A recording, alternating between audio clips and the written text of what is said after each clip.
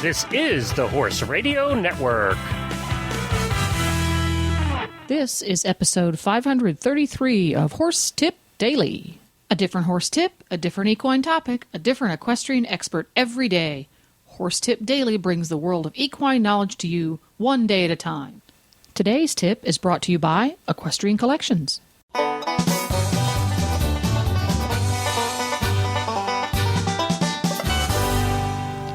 Hi, Coach Jen here, and thanks for tuning in to Horse Tip Daily. Today's tip is from Scott Trees. Scott is known worldwide for his images of the horse. He has been practicing his craft for over 36 years and has more frequent flyer miles than anyone I know. In addition to his striking equine work, Scott also does a variety of commercial shooting. Architecture, fashion, and photojournalism are services that he has provided to his clients all over the world. His dramatic use of light, strong compositional eye, and emotional portrayal have been hallmarks of his style. Today's tip: whose picture is whose, anyhow? But first, a word from today's sponsor, EquestrianCollections.com. Autumn is here. Time to cash in on Mother Nature's horse-friendly weather and take to the saddle with renewed enthusiasm. In so doing, you'll likely notice a few gaps in you and your horse's fall wardrobes. That turnout sheet that's seen its last roll in the pasture, the fleece vest that is well past vintage and moving swiftly towards ratty. EquestrianCollections.com has what you and your horse need, plus the latest just can't live without fashions for fall. Visit EquestrianCollections.com today for fresh, fashionable, and functional items for your horse. Now, enjoy today's tip. And Scott Trees is here once again from sunny Texas. How are you today? I'm fine. I'm doing well. How are you today? I'm doing just wonderful, enjoying an evening here in Lexington, Kentucky, and I am primed and ready to learn more about photography and other picture-taking things. That's good. Well, I happen to have some experience in that area. Yay. What have we got on the docket? We got on the docket today a subject that I think might surprise a lot of people, but it's called Whose Picture Is It? And this is not referring to Where's Waldo, is it? No, it's not. No, Okay. It's not. That's a topic for another day. One of the things that you're finding a lot in today's internet is a lot of piracy. There's a general attitude in all kinds of photography that if a picture's on the internet, I can take it, I can do whatever I want with it, it's there, it must be free. In fact, it's not. And the copyright extension that is accorded to music producers, movie producers, radio producers, extends to photographers as well. And I wanted to try and kind of shed some light on who actually owns the photograph. Yeah, I know. I will admit I know just about nothing about this, so this is going to be very interesting. What most people would be surprised to know that even though you pay me to take a photograph of your horse, the rights to that photograph belong to me. It's called creator's rights. And the copyright law was changed, sometime I think in early to mid-'70s. I'm not quite sure exactly when, but it basically says that the person that takes the picture has the rights to the picture, even though they're paid, unless they're under a work-for-hire contract. And a work-for-hire contract would be, for example, if I shot for National Geographic or if I shot for Time magazine or as a staff photographer. Most staff photographers are under a work-for-hire contract because they're provided the gear, et cetera, and the client owns the rights to the images. So a lot of people will say, well, I can do whatever I want with this picture because I bought it, it's mine. And that's not technically true. You're buying a license fee to the photograph. And in the commercial world, this has been known for a long time. And in the horse world, it's been very remiss until the Internet came around and until more and more people started trying to do lots of different things with their pictures. And in all honesty, it became more of an issue then because in the era when we were shooting film, and we made our money on our prints. So if you had a shot of your horse and you needed to get it to 5 different magazines, you had to buy 5 8x10s from me to do that. And then the magazines were one of the first ones that sort of started getting digital scanners, and they could pass them around, and Then people bought their own scanners, and then pretty soon you just found that, that people were copying the picture, and certainly it was a matter of a loss of income. But it was actually also an issue of a licensing fee. What rights are you actually buying with that picture? Now, it doesn't do any photographer any good to say, well, I'm going to take this picture for you and you can't use it. And that's a very lengthy, complicated field. In the commercial world, let's say, for example, let's take kind of the top of the fashion world. They'll buy rights to magazine versus billboard versus video versus they have to buy the rights for each species, and those rights are based upon how big the market is, how big the press publication is, et cetera, et cetera, et cetera. Wow. The horse world doesn't work that way. That's very complicated. It is very complicated. I mean, and it's how the real world of advertising actually works. Digital has changed everything, has changed a lot in that world as well, as because the market has been flooded with imagery. The cost of buying imagery has become a lot less. But the bottom line is that people that first of all, if they go on the internet and think, well, gosh, I can grab this photograph because it's on the internet and I can do whatever I want with it, they can't. They need to get permission from the person that took the picture before they try and do something with it. Mm-hmm. One of my personal issues is with painters that think, oh, gosh, what a pretty picture that is. I'm going to paint it, and now because I painted it, it's my artwork, and I'm going to sell it. And I've offended more than one. I've offended more than one photographer that has painted one of my photographs. I mean, one painter that has copied one of my photographs and says it's their art because they put it on painting. And I explain to them, as far as I'm concerned, it's no better than paint by numbers. So that's a very interesting aspect, though, is when you take a photograph, because when I was taking art classes, that was one of the things you do. You use a photograph and you paint it and you try to... Right. So that's a very interesting aspect of the whole issue of... But see, my point to the painters is that you're not painting your vision, you're painting mine. But if the painter's a cubist, is he really? If he reproduces the shot literally, and yes. But when you're a realist, you're very right. He is. The way that the copyright law reads, though, and I've had this dealt with a couple times, but if your painting looks like my photograph, and it can be proved that it's my photograph, even though you changed the background. If it's based upon my photograph and you're trying to sell it, that's infringement. Infringement happens when you try and sell it for profit. Now, let's make sure clarify that. If you as a painter want to paint somebody's photograph and hang it in your wall, more power to you. Go right ahead. But if you as a painter are saying, oh, gosh, I think that this is a beautiful photograph, and now I'm going to paint it, and because I've done it in pastels or oil or whatever, it's my art. No, it's not your art. The art is in the vision that captured it in the first place. Mm-hmm. And now I have several painters that have taken my seminars to learn how to photograph horses better on their own so they can use their own pictures as reference. Right. And I have granted, not in a long time, but I mean, I've granted some painters permission to paint my photograph because they wanted to share some of the proceeds. I mean, If you're going to paint, and my other argument to them is, okay, I'll tell you what I'm going to do. That painting of yours, that is your original creation over there, I'm going to go out and photograph it, and I'm going to sell it on the internet and put my name on it. Well, no. Yeah. Well, why would you do that? Well, I took the picture of it. It belongs to me.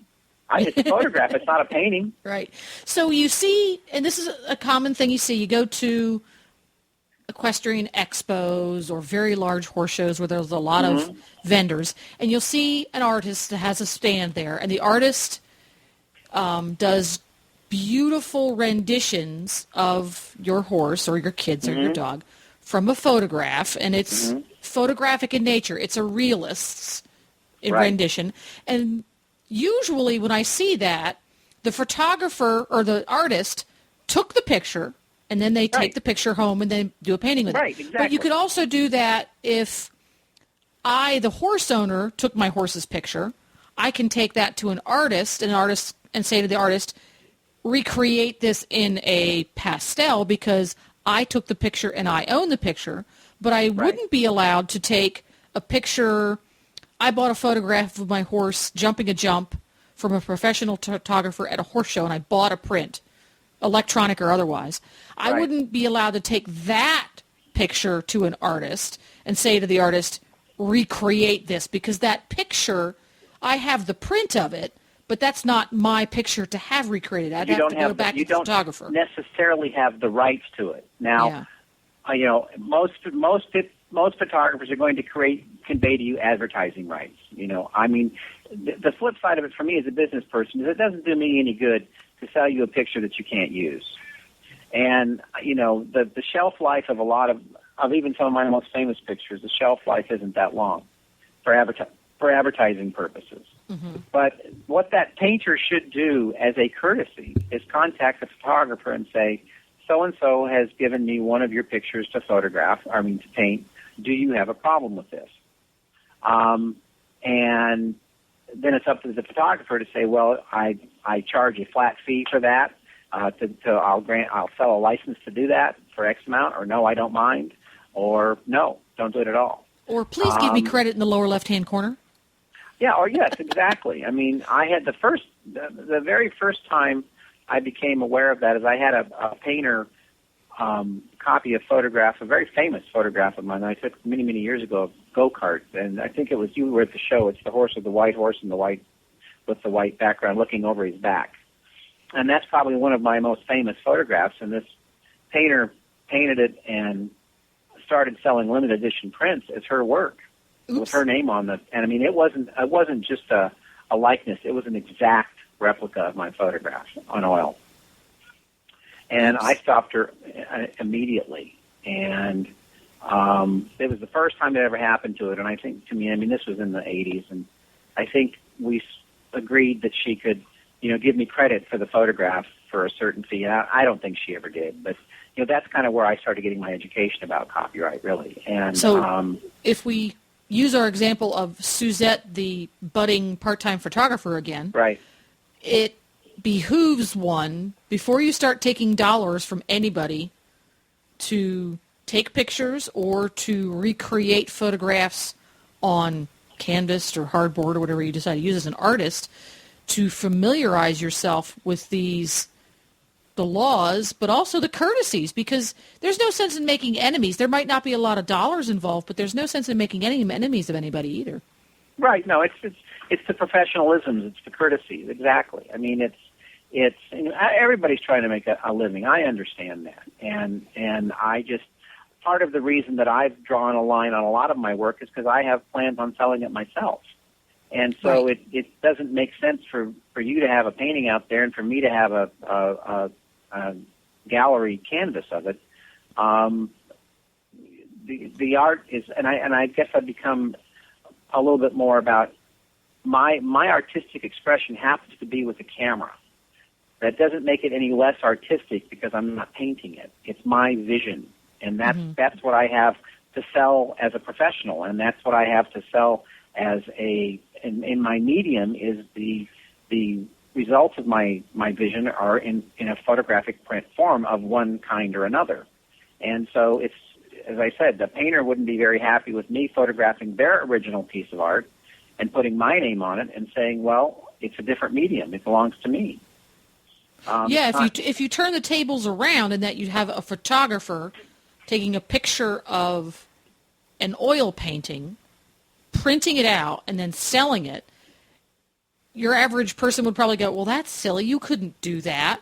But when the tables are reversed, you're still not allowed to do it, but it's a lot harder to get your head around.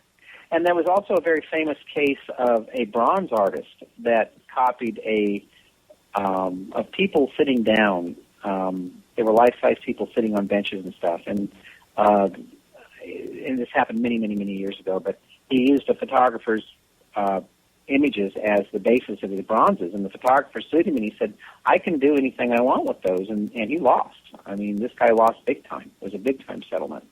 Not the photographer, the bronze artist lost. And so, I mean, but the key is, the bigger concern is it's not that many people are running around out there trying to take their pictures and do stuff with them. The bigger concern that you see and that I want to make people aware of is just because you see it on the Internet doesn't mean you could grab it, save as, and do anything you want with it. Right. That picture belongs to somebody, and you need to find out if you think it's a neat shot and you want to,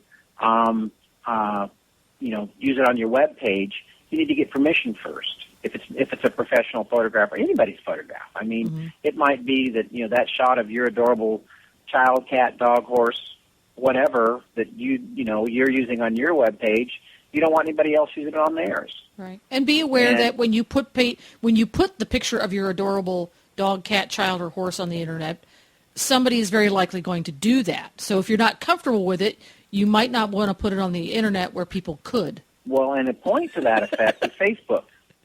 You know that when you put your pictures on Facebook, you're giving them permission to do whatever they want to do with them?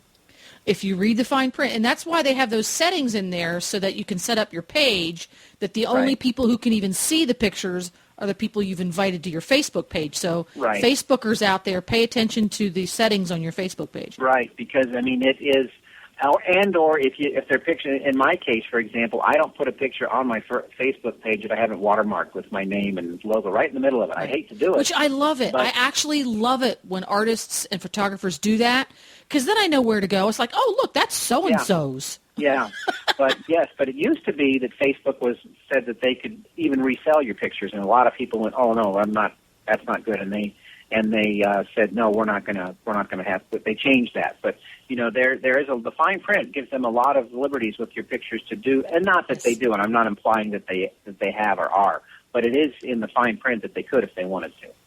So, be careful. User beware. User beware. Yeah. And be courteous to your fellow photographers and artists. Exactly, and each other. Yeah. I mean, each other. That kind of it's a changing world in this digital realm we're in, and it's amazing the kinds of changes that are going on, and the assumptions that people make that because it's on the internet and what you can do with it, and the common courtesies of life in general apply to the internet as well. There you go. Just because you can doesn't mean you should. Exactly. Another great tip from Scott. And give folks your web address again, My Scott web Trees? address is treesmedia.com, and you can find me on Facebook at Scott Trees Photography. And there's going to be some really beautiful pictures. I'm going to head over there shortly. And once you've spent a little bit of time over there on Scott Trees' website looking at the gorgeous pictures, you may want to listen to more of his tips. Just go to horsetipdaily.com. All of our experts are right there, alphabetized and easy to find. You can also go to his website at treesmedia.com. And for more information about Scott's excellent seminars, go to equinephotographers.org and click on the events tab at the top of the page. We also have a link on the show notes page at horsetipdaily.com. Just look for episode 533. Please stop by the Horse Tip Daily Facebook page and let us know what you think of the tips you hear on the show. It's also a great place to tell us about topics you'd like to hear us cover. You can subscribe to all of the great shows on the Horse Radio Network through iTunes or Zune and get your horse podcasts automatically downloaded to your iPod, Zune, or MP3 player. I'll be back again tomorrow with another new expert and a different horse tip. Until then, go ride your horse! The Horse Radio Network and the Horse Radio Network hosts are not responsible for statements of guests or their opinions. Use your own judgment when listening to the tips provided by the experts on Horse Tip Daily.